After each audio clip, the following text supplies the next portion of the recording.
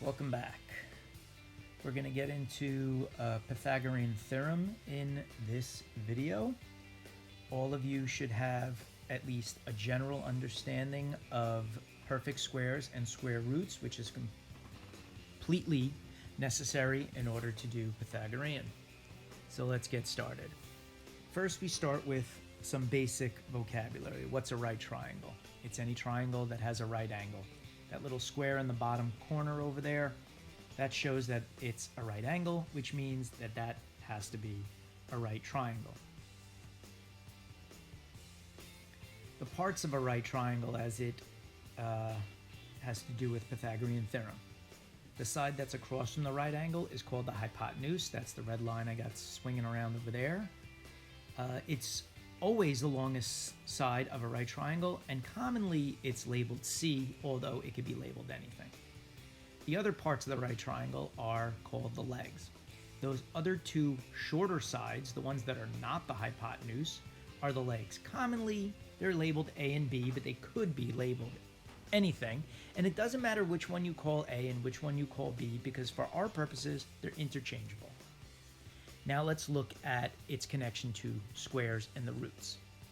If the side of this square, or its root, is 3, then what's the square?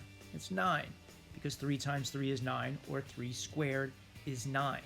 Fundamental reasoning necessary for using the Pythagorean theorem. The side length, or the root, of this square is 4. What's the square? What's 4 squared? In this case, 16. So that makes it a 16 square. The side length is the same as a root of a square. So the area of the square is the square, and the side length is the root.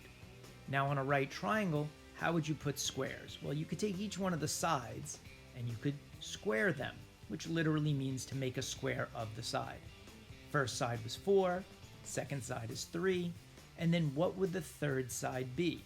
Well, there is a way to figure this out that doesn't involve guessing or using any sort of estimation practices. The Pythagorean theorem states that the square of A plus the square of B will equal the square of C. Now the square of A, 4 squared is 16. The square of B, 3 squared is 9. So then we just need to know what's 16 plus 9, because it's the sum of those squares. Well, in this case, obviously, 16 plus 9 does equal 25. And so that square is 25. But what we're looking for is the length of the side, not the length of the square. So then you'd have to say to yourself, well, then what is the root of a square that's 25? The root of a square that's 16 is 4. The root of a square that's 9 is 3. So the root of a square that's 25 is 5, because 5 times 5 equals 25, or 5 squared equals 25. And we were able to find this missing side by using this theorem. So this is the way that it works. The Pythagorean theorem states that the square of A plus the square of B will equal the square of C. In this case, 4 squared plus 3 squared, 16 plus 9, and then we get 25 equals C squared. So if 25 is the square of C, we just have to figure out what the square root of that number is. For today, all I'm asking you to do is answer these 3 questions. What's a hypotenuse? How do you find or locate the hypotenuse? And what's the formula? Send those to me in a message on Pupil Path, and you will receive 100% for today's work. In the next lesson, we'll actually be using the Pythagorean theorem.